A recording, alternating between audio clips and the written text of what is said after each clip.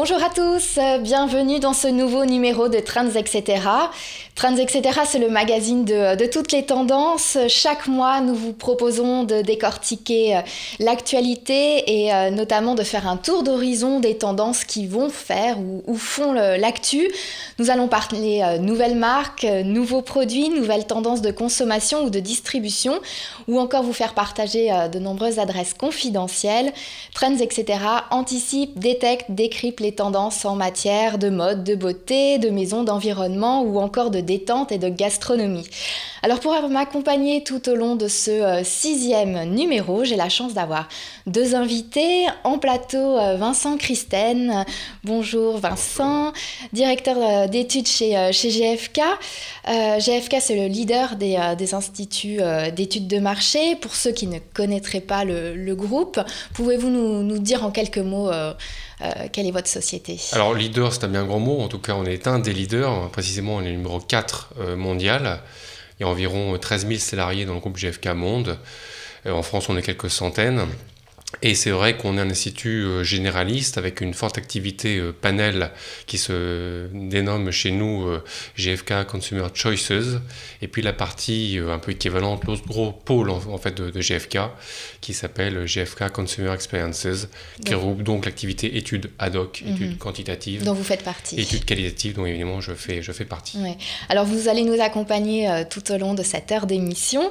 Notamment, vous allez nous faire partager votre expertise sur les nouvelles attitudes des consommateurs vis-à-vis du online et du offline. On va y revenir dans quelques minutes. Et puis j'ai un autre invité qui est en duplex avec nous, Benjamin Gaufre. Bonjour Benjamin. Bonjour Mélanie, merci de votre invitation. Merci à vous, merci d'avoir répondu présent. Alors Benjamin, vous êtes directeur exécutif de Brands on Air. C'est une société en fait, alors pas récente puisqu'elle a été créée en 2011, mais en tout cas qui propose un concept novateur qui vient tout droit des États-Unis, qui est de proposer à la vente via un site internet des produits vus à la télé, c'est ça? Oui, tout à fait.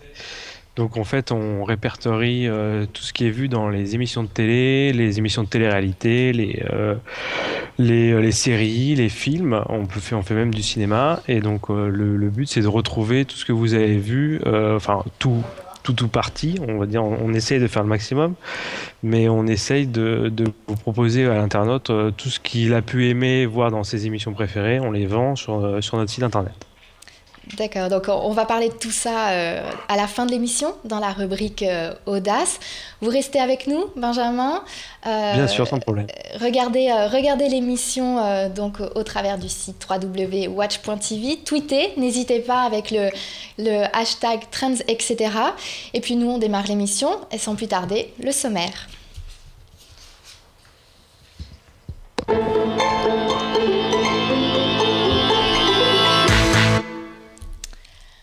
Alors que certains évoquent le déclin des commerces physiques, en cause le développement du e-commerce, notre premier invité, je vous le disais, Vincent Christen, nous fera partager les conclusions d'une étude ad hoc que le cabinet GfK a menée tout récemment sur les comportements des consommateurs entre les sites internet et justement les magasins physiques.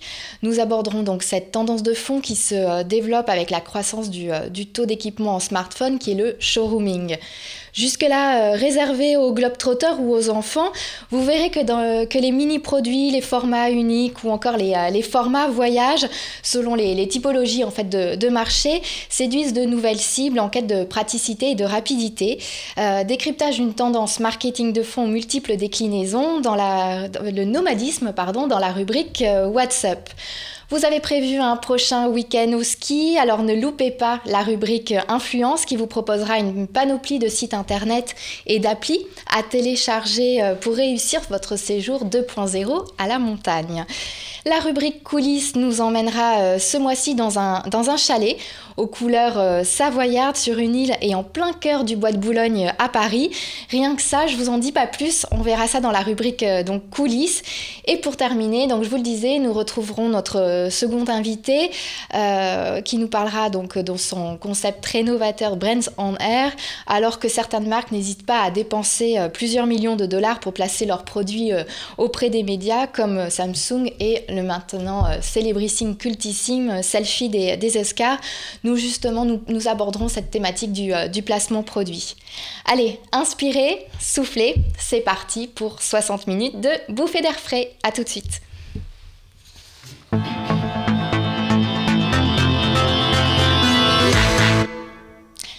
Alors on démarre cette émission avec du coup notre dossier du mois consacré ce mois-ci au showrooming. Je disais en introduction, alors que certains évoquent le déclin des commerces physiques en cause le développement du e-commerce, vous avez mené, Vincent et une partie donc de l'équipe de GFK, une étude sur les nouveaux comportements des consommateurs. Qu'est-ce que le showrooming aujourd'hui? On en entend parler partout. On tape sur Google showrooming, on a tout de suite des articles d'alerte qui remontent, qui ressortent. Qu'est-ce que le showrooming? Alors déjà, dans showroom, il y a showroom déjà, c'est un mot qui n'est pas très nouveau. Le showroom a toujours plus ou moins existé, en tout cas dans la période récente en termes de marketing. Mettre en scène des produits dans un magasin, quel qu'il soit. Alors on pense beaucoup à des produits technologiques, mais pas seulement. Ça peut être des automobiles, ça peut être d'autres types, pardonnez-moi, de biens physiques ou plus virtuels. Mais là, c'est vrai que ce phénomène de showrooming est un peu nouveau dans le sens où depuis quelques années, c'est assez récent là encore, on assiste à un phénomène plus structuré qui est, vous l'avez dit, lié essentiellement à la croissance du e-commerce et du digital au sens plus large, qui consiste dans un parcours consommateur type que nous, on évalue très régulièrement. On suit ce qu'on appelle dans notre jargon marketing des shoppers, c'est des gens qui sont en situation de visite au magasin et en situation fortement potentielle d'achat, de transaction. Et on se rend compte que ces personnes-là, donc les Français en l'occurrence, quels que soient les âges finalement, ont tendance de plus en plus à faire des recherches sur Internet dans un premier temps, puis à réduire leur scope de recherche, à affiner leur choix et ensuite à se concentrer sur quelques modèles ou quelques marques précises pour lesquelles ils ont besoin d'aller en magasin, généralement pour vivre une expérience assez circonscrite de test produit, d'évaluation du produit, souvent pas très poussé, on va y revenir d'ailleurs, souvent simplement pour toucher le produit, l'évaluer un peu physiquement, plus rarement, mais ça arrive aussi de le tester un petit peu. Et puis souvent, ce qu'on constate, et donc c'est ce fameux phénomène du showrooming, c'est que on n'achète pas concrètement en magasin. En tout cas, c'est ce phénomène présumé, c'est-à-dire qu'on est censé de moins en moins acheter dans le magasin. Le magasin n'est qu'une étape dans, on va dire, les 2-3 grosses étapes, en résumé, du shopper, du parcours shopper type, que de fait, nous, on constate à travers nos différentes études. On va en magasin après avoir fait une phase importante de recherche en amont sur Internet, et on achète in fine sur Internet et non pas en magasin pour faire la bonne affaire. Grosso modo, ce qui est intéressant, c'est ce qu'on remarque en fait, il y a deux philosophies. Grosso modo, d'un côté, on est dans une optique de faire un bon achat, ou de faire une bonne affaire. Et souvent, Internet est censé permettre de faire une bonne affaire, au plan financier, pécuniaire du terme. Or, il s'avère que ce phénomène-là, qui existe, est largement hypertrophié dans les esprits. On le constate, c'est vrai, mais lorsqu'on voit les chiffres de vente concrets dans les magasins et sur Internet, concrètement aujourd'hui, 80% du commerce se fait encore dans les magasins. C'est ce que j'allais vous demander. Est-ce que par rapport aux études que vous menez, quels que soient alors peut-être il y a des différences effectivement suivant les marchés, mais est-ce que c'est quelque chose que du coup vous constatez? Est-ce qu'il y a une croissance des ventes sur Internet au détriment des magasins physiques? Alors de fait, la question de la corrélation est une question un peu complexe parce qu'en plus on est dans une conjoncture un peu particulière, la conjoncture macroéconomique est quand même très difficile. Alors bien sûr on n'est pas chez les Grecs, mais tout le respect que j'ai pour eux, mais la France malgré tout traverse une période de turbulence déjà très longue et qui malheureusement va encore durer au moins jusqu'à fin 2015. Donc macroéconomiquement les conditions ne sont pas réunies pour avoir une croissance du commerce global. Donc le commerce global est en décroissance, tout cadeau confondu en France, mais ça c'est très homogène, mais en fait il y a une grande hétérogénéité selon les canaux. Et on constate effectivement, par exemple si on prend les derniers chiffres GFK de notre partie retail, panel retail, Consumer Choices, il y a une croissance d'environ une douzaine de % du commerce digital versus une régression du commerce physique. Donc en termes de trend, comme on dit en marketing, de tendance, de fait le commerce digital progresse fortement et le commerce physique a tendance un peu à régresser. Mais la connexion n'est pas forcément, le lien entre les deux existe, mais il n'est pas forcément total, pour plein de raisons, parce qu'en fait, dans cette régression du commerce physique, il y a aussi des problématiques souvent d'enseignes très spécifiques. Et en fait, et c'est là le point sans doute aussi important sur lequel il faut arriver, c'est que bien sûr, l'opposition entre le digital et le physique a toujours plus ou moins existé dès lors que le haut débit, dès lors que le mobile s'est développé, évidemment. Elle va continuer cette opposition. Mais on confond beaucoup de choses. C'est-à-dire qu'on confond souvent des problématiques de business model. On a par exemple des enseignes très connues dans l'informatique ou des enseignes créées par monsieur Richard Branson qui a eu des gros soucis, bien sûr, très récemment. Mais c'était une problématique de business model dans laquelle la problématique entre le digital et le physique était seulement un des aspects. Donc c'était plus large, une problématique de business model, de stratégie business. Donc il y a cet effet de halo là un peu négatif qui laisse à penser que le digital va tout écraser sous son passage et pourquoi pas mettre en danger, en péril le modèle même du magasin physique, voire même l'existence même des magasins physiques. Et puis aussi, plus largement, il ne faut pas oublier que nous, on est aussi des spécialistes des citoyens, des consommateurs au sens très large. Et il y a aussi dans l'actualité, plus ou moins récente, un effet de halo lié à la presse. On a vu des titres de presse qui, pour cause d'expansion du digital, ont dû fermer des bureaux physiques. Donc tout ça fait, il y a un effet d'amalgame, il y a une sorte d'un peu de crainte généralisée, ce qui produit donc cette fameuse masse d'informations finalement liées notamment au showrooming, qui est très intéressante à explorer, à analyser, mais qui ne reflète en fait que très partiellement et très imparfaitement la réalité du marché aujourd'hui. Alors, on le voyait, c'est assez complexe et suivant les marchés et les secteurs d'activité, il y a des différences. Est-ce que vous disiez dans le schéma du consommateur, du shopper aujourd'hui, le shopper se renseigne très en amont, puis ensuite finalement va acheter en magasin, va voir le produit et ensuite va l'acheter sur Internet.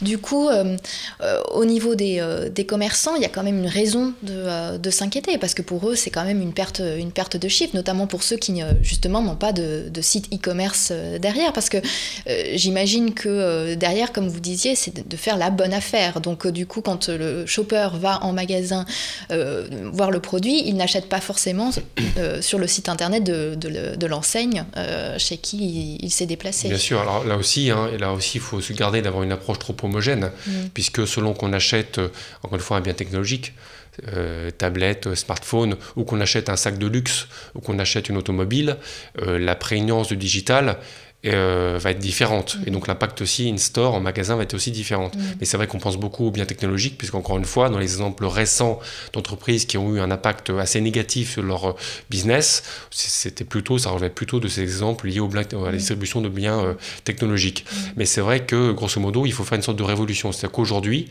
alors encore une fois, toutes les marques enseignes ne sont pas au même niveau. Il y a des marques qui innovent déjà beaucoup à ce niveau-là. Darty a fortement communiqué ces derniers temps. Et d'autres aussi, c'est vrai qu'il ne faut pas parler que d'eux, mais c'est vrai que, grosso modo, il y a une espèce de révolution qui est en marche, plus ou moins intégrée par les différents acteurs, qui consiste, encore une fois, non plus à faire du digital une menace, mais plutôt une opportunité, mais qui implique évidemment, c'est vrai, de grosses transformations pour le coup, effectivement, dans le business model, dans la stratégie des entreprises, qui consiste en plusieurs choses. D'abord, c'est l'idée, effectivement, peut-être, d'avoir une politique de prix qui est cohérente entre son site web et son magasin. Évidemment, les prix attractifs sur le web ont des limites dès lors qu'ils cannibaliseraient l'offre produite en magasin. Autre aspect aussi important plus largement, c'est ce qu'on appelle le web to store, c'est-à-dire cette idée de cross-canal finalement. Encore une fois, il y aura plusieurs piliers qui se structurent plus ou moins différemment selon les secteurs et selon les enseignes. L'idée, c'est de bonifier et de faire système entre ces différents piliers, entre le pilier digital, entre le pilier magasin physique, et de faire fonctionner tout ça, de faire sens avec tout cela. Et donc, il y a plein de moyens d'établir des connexions au bénéfice des deux piliers pour faire croître le chiffre d'affaires des enseignes, au bénéfice donc des enseignes, des marques et des clients eux-mêmes. Et notamment un des points importants, une notion qu'on n'a pas encore abordée là, mais qui est centrale, c'est la notion d'expérience. De fait, nous, on est chez GFK... Au niveau du point de vente, aujourd'hui, outre le fait que le shopper, le consommateur a besoin d'aller toucher le produit, il a besoin aussi de vivre une expérience. En tout cas, c'est ce que les magasins aujourd'hui leur proposent. Tout à fait. Alors, c'est vrai qu'encore une fois, pour revenir à cette notion de de showrooming, c'est vrai que pour le coup, elle est encore assez peu aboutie, paradoxalement. C'est-à-dire que beaucoup de gens, on constate en fait un hiatus entre ce que nous demandent parfois les clients, les consommateurs, ce qu'ils espéreraient dans l'idéal et ce que proposent les magasins aujourd'hui. Aujourd'hui, lorsque vous allez dans une enseigne si prestigieuse qu'elle soit pour tester, ou en tout cas pour manipuler un objet, notamment technologique, les possibilités sont assez limitées. Parfois, l'objet n'est pas toujours connecté, pas toujours branché. Ça l'est de moins en moins, mais ce n'est pas tout à fait parfait à ce niveau-là. Et ce qui est frappant, c'est que les consommateurs nous disent, nous, on aimerait bien non seulement manipuler, mais tester. Et tester, ça ne veut pas dire simplement effleurer la surface lisse d'une tablette. Ça ne veut pas dire simplement appuyer sur une touche, on appuie sur une appli. Ça veut dire prendre l'objet, pourquoi pas le manipuler pendant quelques minutes, dans un corner dédié ou même au sein idéalement du magasin, le connecter avec d'autres usages, parce que bien sûr lorsqu'on achète un produit, on achète donc une expérience, et cette expérience elle consiste en quoi? Elle consiste bien sûr au-delà du device en soi qui est finalement marginal aujourd'hui. Nous, ce qu'on essaie à GFK de comprendre et de faire comprendre à nos clients, qui l'intègrent de mieux en mieux, c'est de dire que même ou a fortiori lorsqu'on vend des biens technologiques, on ne vend pas un objet concret, on vend des expériences émotionnelles, le fait de pouvoir communiquer avec son petit-fils à distance, relationnel. Donc toute cette dimension émotionnelle, relationnelle, expérientielle, aujourd'hui n'est pas assez concrétisée encore en magasin.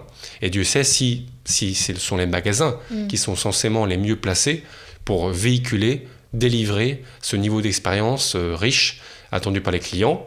Donc ça, c'est un point important parce que c'est à la fois une problématique de staffing, de business model, de coûts évidemment à implémenter. Oui, parce que ça veut dire quand même que ça nécessite une formation des vendeurs qui dépasserait le simple « je vous renseigne sur les specs techniques » ou « je vous renseigne sur le prix » ou bon, voilà, ça va au-delà de ça. C'est vraiment accompagner le consommateur et peut-être être plus fort que lui, alors qu'il s'est renseigné au préalable très largement sur son produit, c'est le considérer comme un expert et du coup être au-dessus de tout ça et lui apporter encore plus d'informations. Alors l'expérience in-store, elle couvre effectivement deux aspects. Elle couvre à la fois, principaux en tout cas, elle couvre effectivement l'aspect expérientiel, émotionnel, où là plutôt le consommateur peut être en autonomie, il peut être coaché par un vendeur, mais parfois il aspire à être seul, légèrement guidé peut-être à la marge, mais il y a l'aspect que vous disiez à l'instant aussi intéressant, qui est l'aspect d'expertise, où là le rôle du vendeur est un peu différent aussi. Il n'est plus là pour placer un produit, il est là pour effectivement, comme vous le disiez, tenir compte du niveau d'expertise présumé, tel que auto-perçu par le consommateur lui-même, pour apporter de l'information en complément. Et souvent, là aussi, les consommateurs disent Internet c'est bien, mais on n'a pas toutes les informations qu'on souhaiterait. Donc le magasin a aussi, à date, plus que jamais, un vrai rôle d'information, parce qu'il complète avantageusement souvent la palette d'informations disponible sur le digital, qui est déjà très forte, mais qui est souvent, encore une fois, non exhaustive pour plein de raisons. Mais encore une fois, cette dimension expérientielle est fondamentale, parce qu'elle recouvre aussi, finalement, un aspect de branding, de gestion de la marque. Pourquoi ? Parce qu'une nouvelle fois, les grandes marques, les marques enseignes ont tout intérêt à proposer, à délivrer une expérience singulière. Parce qu'encore une fois, c'est pas en vendant les mêmes produits qu'on va vraiment se différencier, de facto. C'est vraiment en proposant, notamment en magasin, en proposant un contenu d'expérience, un contenu effectivement... alors je vois effectivement que des contributeurs font référence au flagship. Exactement. Alors après, c'est vrai que en termes de terminologie, de typologie, de showroom et de showrooming, c'est vrai qu'il y a différents modèles. Mais le danger, c'est pas non plus de tomber dans un modèle de flagship pur. Parce que le flagship, logiquement, on touche très peu les objets. On met plutôt en avant, en valeur des objets, mais on touche avec les yeux souvent. Là, on a une intervention justement via Twitter sur le flagship, pour ne pas citer la marque de BMW, sur les Champs-Élysées, où on nous dit que les vendeurs configurent leur tablette et montrent le résultat en 3D aux clients, du coup, aux futurs clients. Donc voilà un exemple justement de service expérientiel supérieur pour pouvoir justement au mieux renseigner et au mieux faire rêver le futur Absolument. client. Donc là, effectivement, c'est le bon exemple qu'on évoquait aussi tout au début, c'est-à-dire que cette idée de connecter, non pas d'opposer, mais de connecter vraiment le digital avec le store, avec le physique, et effectivement, tous les outils digitaux. Donc on s'attend avec d'autres clients, que ce soit dans l'automobile, effectivement, ou dans d'autres domaines, où effectivement, les outils digitaux, loin pour le coup de s'opposer ou de dévaloriser l'expérience au magasin, au contraire, tendent à la bonifier plutôt. Donc on voit bien l'opposition est factice. En réalité, le digital permet de nourrir l'expérience en magasin. Et puis effectivement, il y a l'aspect service qu'on a moins évoqué jusqu'à maintenant, qui est l'autre pan très important en termes de business model pour des stratégies pour les marques enseignes notamment, qui consiste à dire, c'est vrai qu'à la marge, certains clients vont sans doute un peu moins acheter en tendance en magasin physique, mais plus, alors après le but c'est qu'ils se reportent sur la versant digitale de l'enseigne concernée, évidemment, sûr, ouais. qui ne s'éparpille pas dans la nature. Mais dans ce cadre-là, il y a plein aussi d'enjeux et non adressés à date en termes de services additionnels. C'est-à-dire que, par exemple, il y a des enseignes qui aujourd'hui travaillent beaucoup sur le click and collect, où du coup le magasin physique devient un lieu de collecte de l'outil, collecte même de la transaction, collecte même de l'objet que l'on vient d'acheter, qu'on a acheté 2 jours avant. Soit dans les casiers, auquel cas il y a peu de service, il y a peu de valeur ajoutée de service, mais la personne demande, voire parfois même, pourquoi pas, pour être prête à payer pour cela, pour avoir en autonomie, sans s'adresser, sans faire la queue au service après-vente, ou sans faire la queue, comme ça arrive encore malheureusement trop souvent, à un service de retrait en magasin, on lui donne un code, elle se débrouille toute seule, et elle a un casier très sécurisé, alors bien sûr pas pour un frigo, mais pour des objets de petite taille, où elle récupère elle-même, en parfaite autonomie, dans le magasin, mais toute seule, dans un casier dédié, dans un coin dédié, un corner dédié. C'est Amazon, je crois, qui veut développer ce genre de alors, il y a plusieurs acteurs, notamment dans les gares. Alors là, du coup, pour le coup, comme ils n'ont pas de magasin physique, ça serait de développer en fait des points dans des lieux stratégiques. C'est un exemple très intéressant parce qu'on voit bien le magasin est si peu important entre guillemets que la preuve c'est que les acteurs du digitaux commencent à... Ils en ont besoin. Voilà, donc on voit bien que cette opposition finalement est très factice et que c'est bien cet effet de système qui fait sens. Mais encore une fois en termes de service, alors il y a 2 choses aussi. Il y a par exemple l'idée de faire du service après-vente non plus un moment passif où on vient récupérer son matériel, refait à neuf, rebooté ou autre, mais ça peut être l'occasion d'un échange ou même le retrait physique, dans quel cas on a choisi ce mode de retrait-là avec un interlocuteur dédié dans le magasin, non plus en faire un simple lieu et un simple moment très, très flat, je veux dire très plat en termes de réception d'articles et puis merci monsieur, au revoir, à bientôt, mais d'en faire vraiment un lieu, là encore d'expérience, c'est-à-dire de services additionnels. Pourquoi pas proposer une garantie supplémentaire qui n'avait été pas prévue au départ? Pourquoi pas proposer du coaching? Pourquoi pas proposer d'autres articles en complément ou des accessoires en complément? Donc vraiment faire de chaque micro-moment, de chaque temps fort ou même certains temps faibles a priori, des temps forts d'expérience dans le magasin. Et vraiment aujourd'hui, alors beaucoup d'enseignes sont sur ce trend-là, mais il y a encore énormément de choses à faire pour stabiliser cette tendance-là, pour les monétiser, parce que expérience, c'est donc un mot très important, mais il faut monétiser cette expérience, parce qu'évidemment, ça coûte cher en termes de coûts pour les marques et les enseignes, donc il faut trouver le moyen de proposer, de valoriser ce type de service pour que c'est de la valeur d'usage pour le client, et donc qu'il soit prêt à payer en termes de valeur financière, fût-elle marginale, pour ce type de service additionnel. Alors, est-ce que ça veut dire que les sites internet vont devoir développer des magasins physiques et que les magasins physiques ont fortement raison de développer leur site e-commerce pour justement développer ce cross-canal, comme vous disiez? Alors là, on est dans une prospective peut-être un peu audacieuse, mais c'est vrai que c'est, grosso modo, c'est une tendance, effectivement. De toute façon, il y a une convergence. Mais le point commun de tout ça, c'est que nous, en plus, à GFK, Consumer Experiences notamment, on a un credo, donc le credo de l'expérience et le credo de la marque. Notamment moi, à titre personnel, j'enseigne par ailleurs sur la marque en école de commerce, et c'est vrai qu'il faut vraiment avoir cette idée en tête qu'il faut manager sa marque de façon différente aujourd'hui. Il faut être en capacité de délivrer une expérience et de faire descendre, cascader cette expérience dans les différents points de contact, qu'ils soient digitaux ou offline. Et c'est cette cohérence stratégique d'expérience, de brand management, qui va définir la valeur de votre marque et qui va fidéliser, convaincre, séduire vos clients. Donc attention, expérience, ça ne veut pas dire non plus inviter les gens à se poser dans un fauteuil Chesterfield avec un verre d'Armagnac et un cigare. Il faut que ça ait de la valeur, bien sûr, pour le client.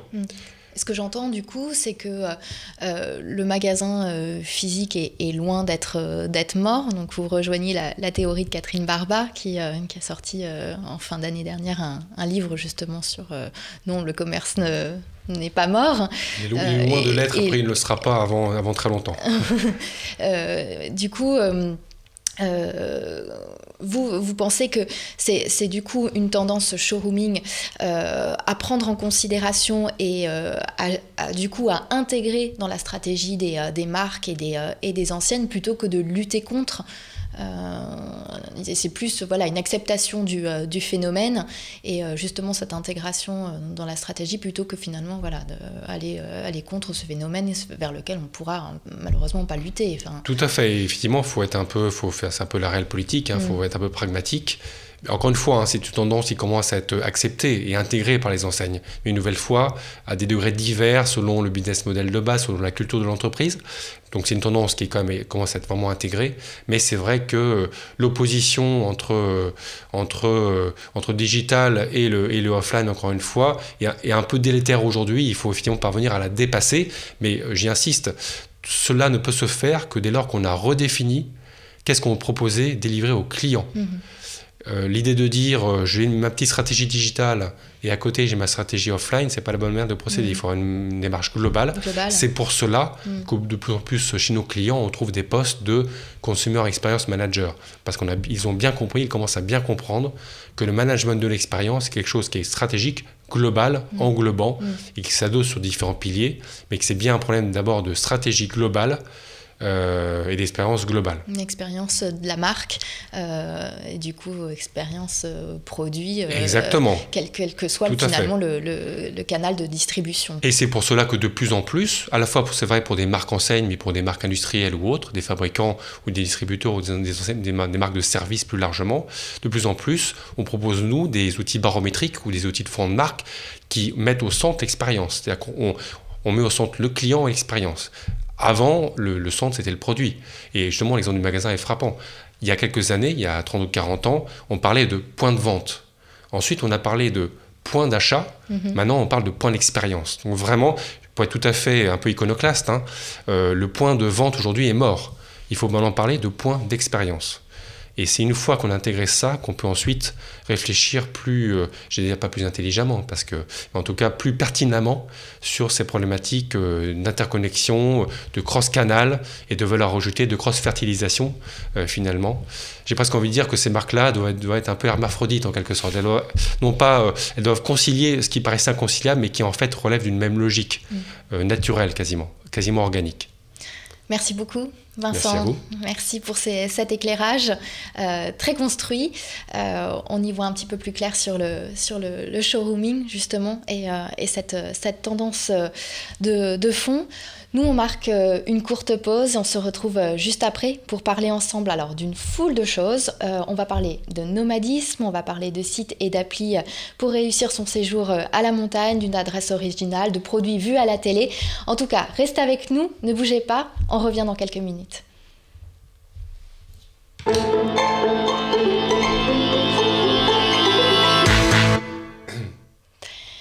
Alors Vincent, on a beaucoup évoqué donc, cette tendance du showrooming. On a une autre rubrique dans Trends, etc. qui s'appelle What's Up, qui donne la primeur, la priorité aussi à d'autres tendances marketing. Et pour le coup, on va s'intéresser donc ce mois-ci à une autre tendance, alors qui court déjà depuis un petit moment, mais qui ne cesse de se réinventer, c'est le nomadisme. Alors justement, dans une interview pour l'hebdo, Lee Edelkort, que je pense vous connaissez peut-être, qui est une des plus grandes tendanceuses du moment, en tout cas extrêmement réputée, évoque sa vision pour 2014. Pour elle, ce sera l'année du nomadisme. Donc on a une photo de Lee Edelkort, voilà, la voici. Alors justement, on parlait de smartphone, de tablette.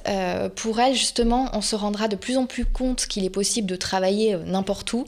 On va pouvoir travailler, et c'est déjà le cas, dans un café, une cuisine, voire même dans son lit, sans même avoir à se déplacer au bureau. Alors, du coup, on va réaliser ce qu'elle appelle, elle, l'inflexibilité de nos habitudes quotidiennes. En fait, on va s'interroger sur le fait de pourquoi on est toujours assis à la même table, pourquoi on est toujours à la même place, et pourquoi, voilà, on pourrait pas justement acquérir une liberté toute nouvelle et du coup s'encourager à en prendre d'autres.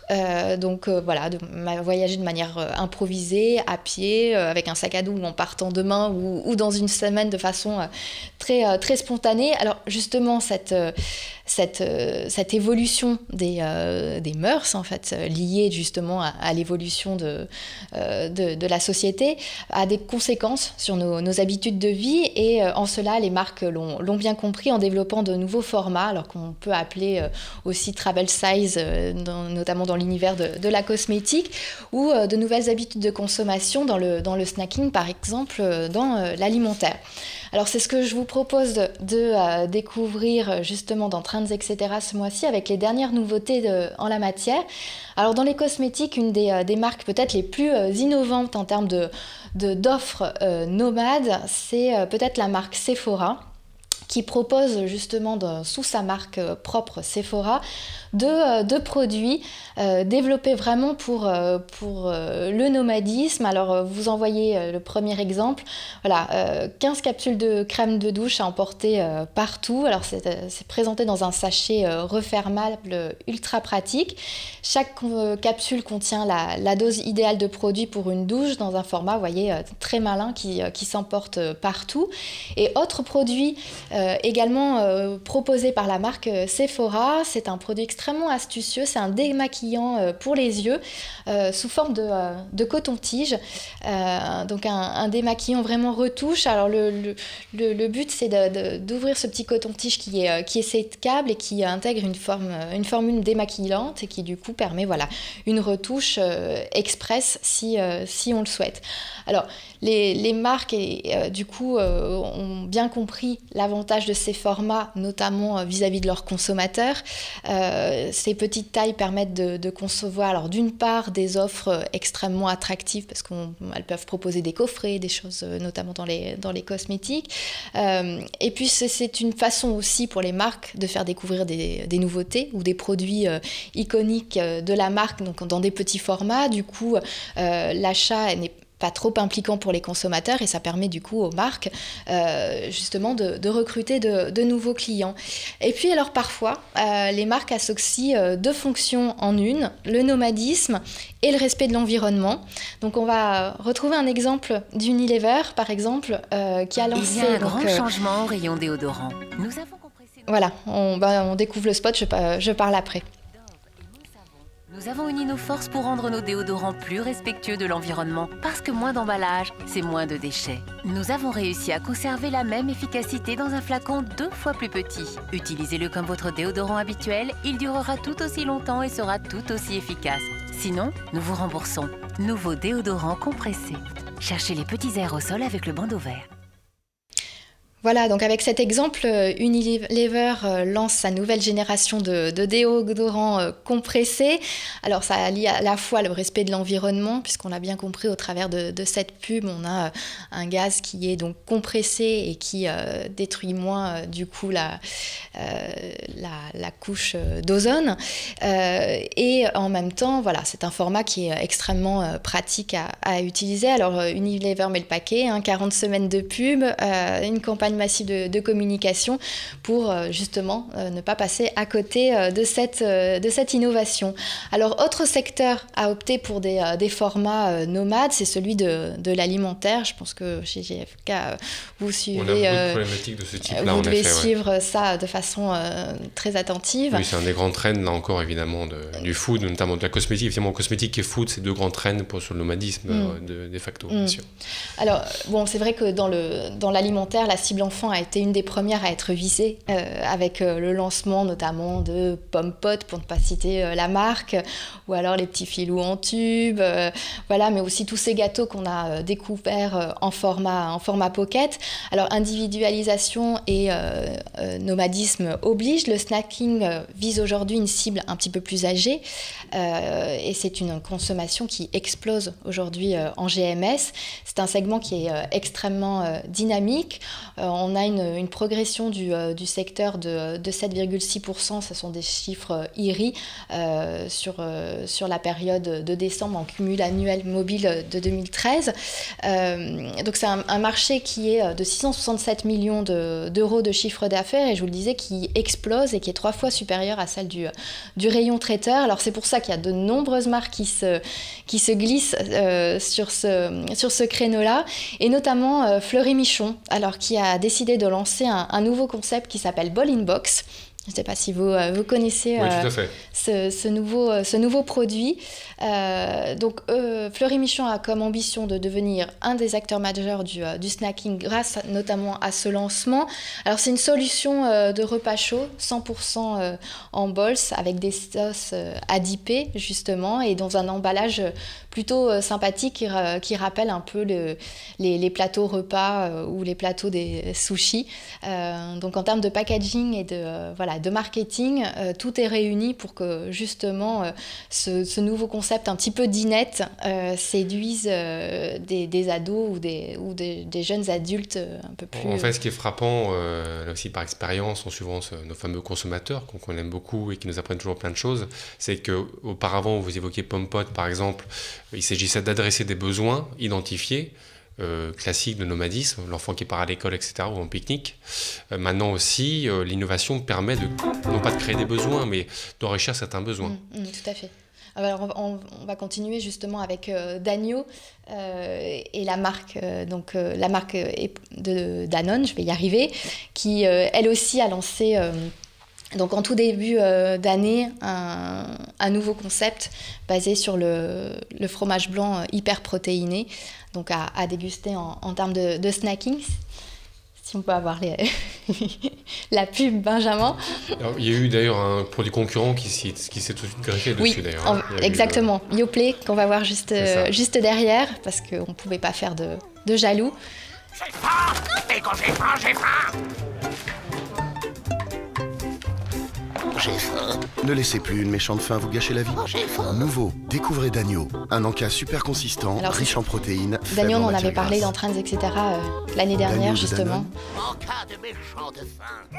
Dans le cadre de ces nouveaux lancements. Et donc, on va enchaîner avec le concurrent direct, effectivement, Yoplait, qui a lancé dans la foulée Yopa pour répliquer justement à ce lancement. Avec une approche complètement différente. Tout à fait. Et après, il y a deux positionnements de fait aussi un peu différents. Un peu différents, ouais.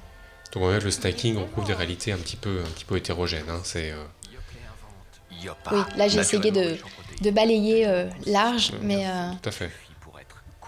Voilà, on passe du chaud au froid. Renversant, non ? On parlait de Danone qui a derrière une grosse campagne de communication... Pour parler du produit. Alors voilà, vous voyez qu'au travers de ces quelques exemples, cette tendance nomade est celle aussi d'une tendance plus décontractée dans ce climat de récession, de retenue de mesures. Nous avons tous envie d'adopter des comportements plus ludiques, plus spontanés. Alors on parle de ludisme, de spontanéité. On continue à en parler juste après avec la rubrique Influence. À tout de suite.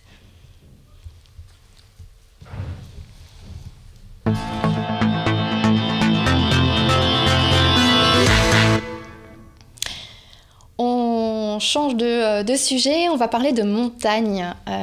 Vincent, est-ce que vous avez eu l'occasion de partir un petit peu au ski ? Non, alors je confesse que j'adore la montagne l'été, un peu moins l'hiver. Un peu moins l'hiver. Je suis toujours très intéressé par... Ah, parce que la rubrique là va peut-être un peu moins vous concerner du coup.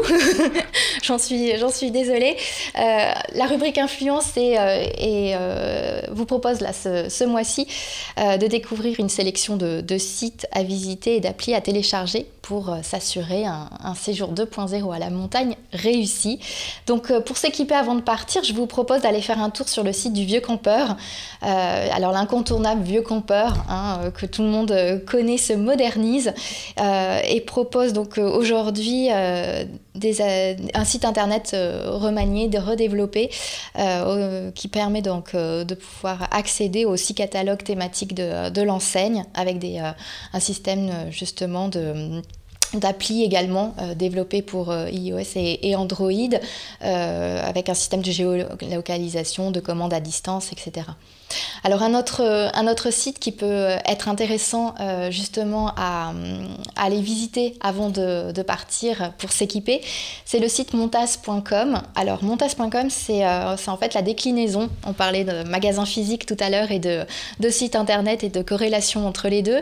Alors au départ, Montaz c'était un pro shop basé à Chambéry, donc dédié justement à l'univers de la glisse, et puis ils ont développé leur site internet, et donc maintenant nous avons la possibilité partout en France de pouvoir se connecter sur ce site, et donc ce site propose tout l'équipement nécessaire aux parfaits skieurs, des chaussures aux combinaisons de ski, tous les éléments de sécurité aussi type Arva si on a prévu de faire du hors-piste, et dédié donc à la fois aux amateurs de ski comme aux snowboarders ou encore aux disciplines un peu plus pointues comme le télémark. Vous l'aurez compris, voilà, Montaz c'est le spécialiste de la glisse. Alors une fois qu'on est à la montagne, faut se repérer une fois qu'on est sur ses skis et sur les pistes. Du coup, je vous propose de télécharger l'appli Ski 360. Alors c'est certainement la plus généraliste des applications. Elle est vraiment à télécharger d'urgence avant de partir. Vous y retrouverez toutes les informations nécessaires pour passer un agréable séjour avec la quasi-intégralité des stations de ski françaises qui y sont répertoriées. Donc vous avez des webcams, la météo, les adresses incontournables de la station. Cette appli est gratuite sur iOS et Android. Alors parce qu'un bon séjour au ski passe aussi par des pauses gustatives, il faut bien recharger les batteries le midi. Alors là, je vous propose l'appli Resto Ski, comme son nom l'indique. Donc c'est une application qui se sert de la géolocalisation pour vous proposer les meilleurs restos à côté de vous. Donc là, vous avez accès justement aux photos, aux menus, aux horaires d'ouverture et la mise en relation directe avec justement les restos. Donc l'appli est gratuite et elle est proposée sur iOS et Android. Et pour terminer, parce qu'on n'est jamais assez prudent, une appli qui s'appelle Isis, qui a été développée par un jeune étudiant en informatique. Alors cette appli permet d'envoyer automatiquement un message d'alerte à 3 contacts favoris et au sauveteur du domaine skiable s'il est équipé de cette technologie. Du coup, grâce à la combinaison GPS et Bluetooth, la géolocalisation est immédiate. Donc en cas de chute ou en cas d'avalanche, malheureusement, on peut au mieux du coup vous retrouver. Et puis parce que son concepteur a pensé à tout, si vous êtes dans un endroit où on n'est pas couvert par le réseau téléphonique, en fait l'appli se met en contact avec en liaison Bluetooth avec d'autres iPhones qui sont dans les environs pour justement permettre cette géolocalisation. Donc l'appli est gratuite, par contre il y a un service d'abonnement derrière qui est payant mais qui coûte 2,69 € la semaine ou 29,99 €. Donc voilà, c'est peut-être à réfléchir quand on part comme ça au ski. Donc c'est une appli que vous aurez compris n'est disponible pour l'instant que sur iOS. Pardon, je vais y arriver. On marque une courte pause et on se retrouve juste après pour découvrir une adresse bien cachée et pour retrouver notre dernier invité. À tout de suite.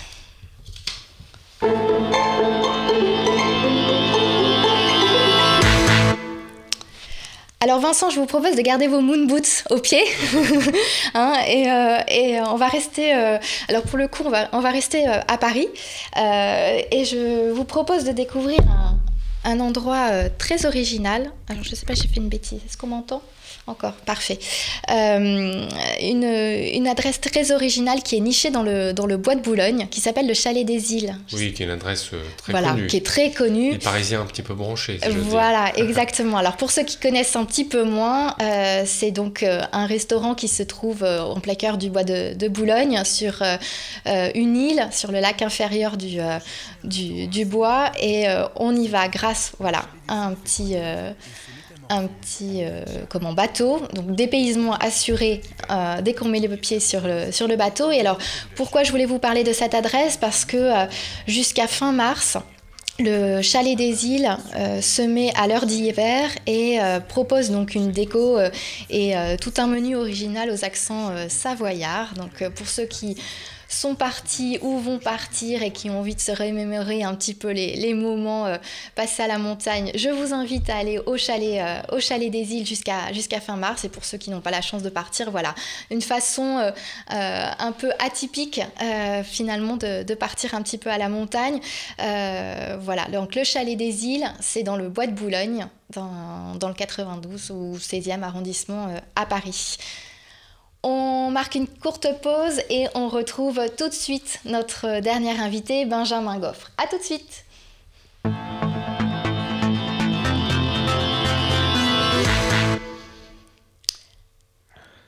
Benjamin. Bonjour. Alors, Benjamin, je ne vous entends pas, je ne vous vois pas.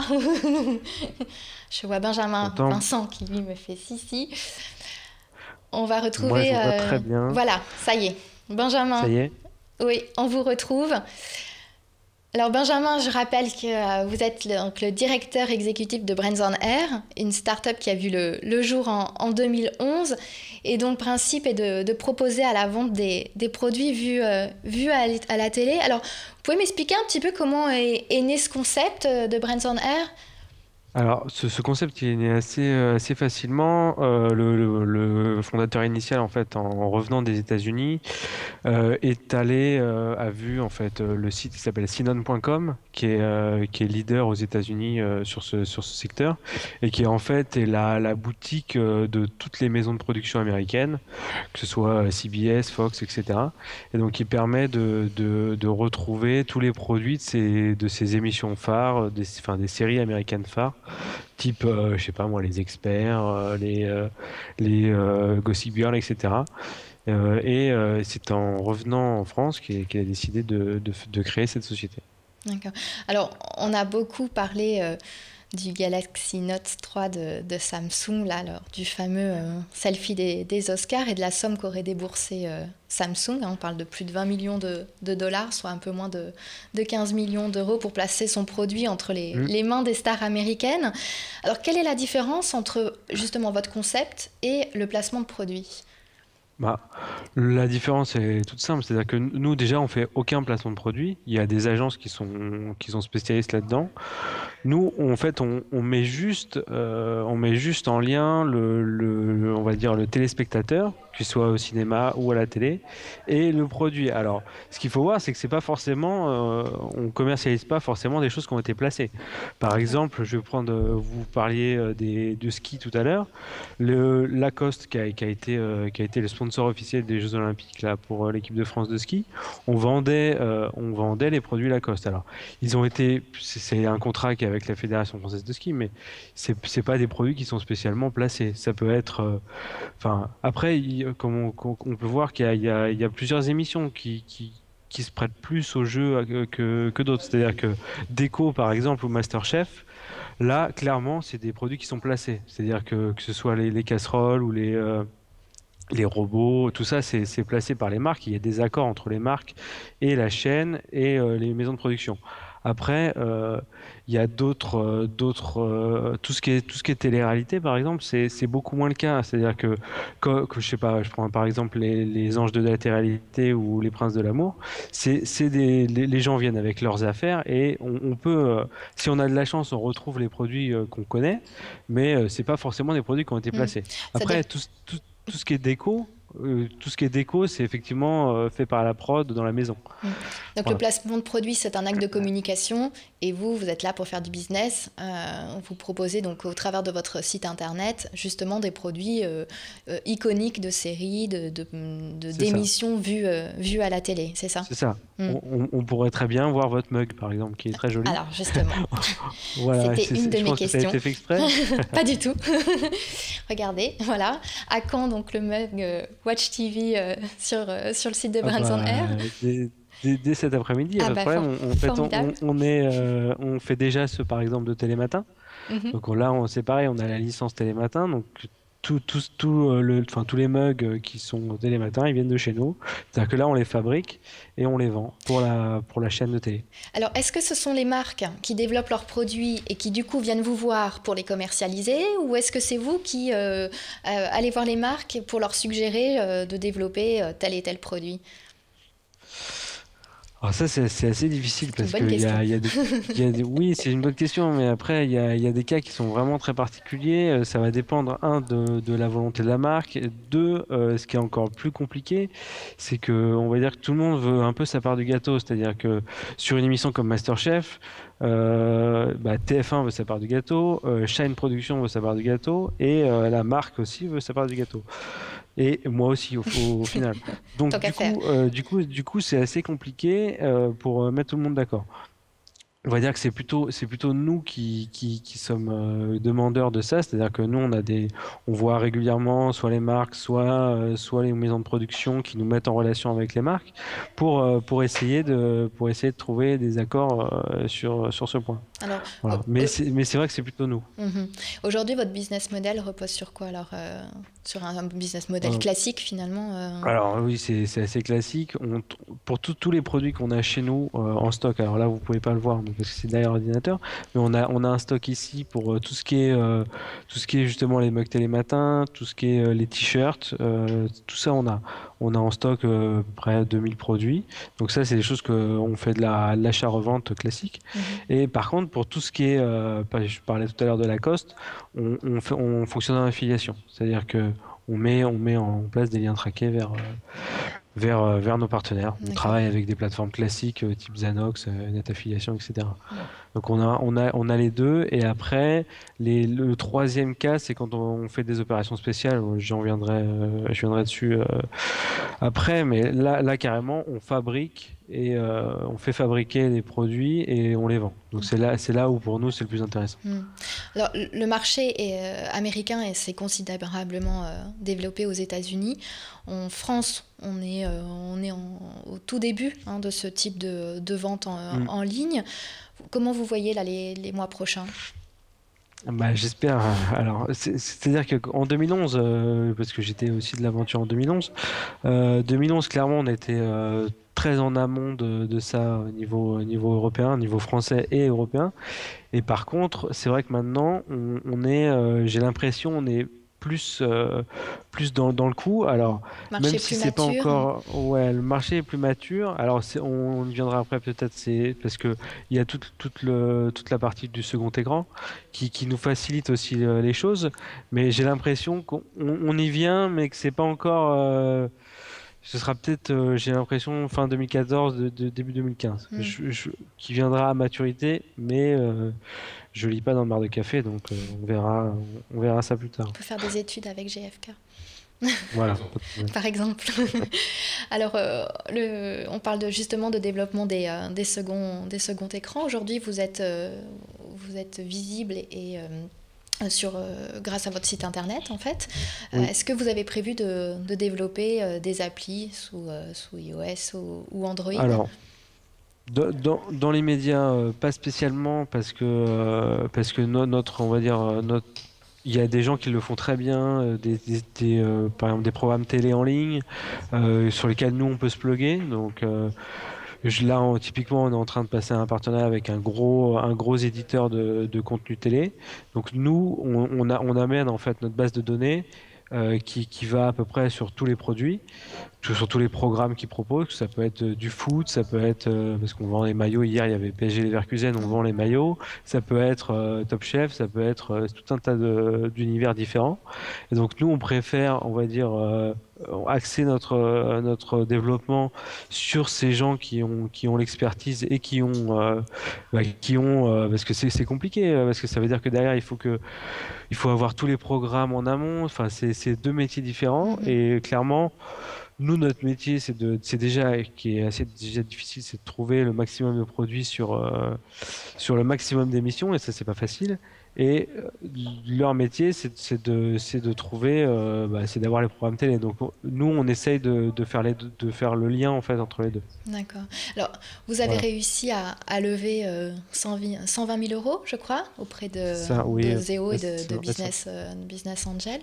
Alors, sans dévoiler toute votre stratégie, vous allez en faire quoi de ces 120 000 euros ? Quels sont les projets sur lesquels vous souhaitez mettre l'accent cette année ?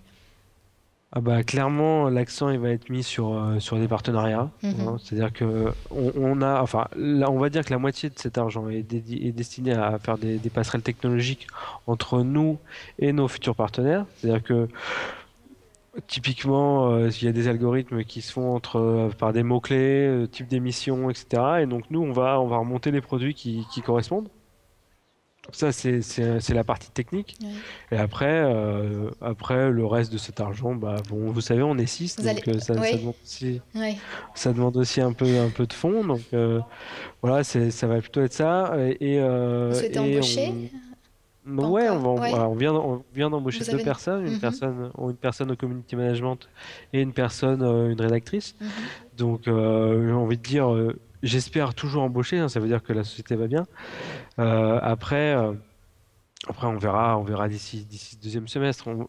Moi, ce que je veux privilégier déjà, c'est des partenariats à fort potentiel. Et une fois que ça se sera fait, on verra si effectivement on embauchera. Mm. Mais j'aimerais bien, oui. Ouais. Des pistes de partenariat? Ah bah oui, il y a plus que des pistes. C'est-à-dire que là, comme je vous disais, on a signé. Alors, je peux pas citer le nom encore, mais bon, si vous lisez les Échos, c'est cité dedans. On vient de signer, enfin, on est en cours de signature avec Reward Media, qui a racheté récemment Marmiton, qui a racheté enfin, beaucoup de sociétés digitales. Donc, on va être présent sur sur toute leur programme télé. Après, l'idée, effectivement, c'est d'approcher des gens comme Orange, comme Free, qui font beaucoup de VOD, beaucoup de replay. Et nous, effectivement, on aimerait bien avoir nos produits chez eux. Voilà, tout simplement. Bon. On vous souhaite bonne chance pour la suite du développement de Brands on Air. On informe donc nos téléspectateurs que le mug Watch TV sera bientôt disponible sur le site de Brands on Air. Merci. Parfait. Exactement. Merci Benjamin Goff d'avoir été notre invité. Merci à vous. On va suivre le développement de Brands on Air. Merci également à vous, Vincent. Un grand merci pour nous avoir fait partager votre expertise. Merci de votre accueil. Sur le showrooming. Merci, c'était très très intéressant à tous les deux. Si vous voulez nous faire partager en l'occurrence d'autres études, d'autres insights, avec plaisir pour revenir sur le plateau.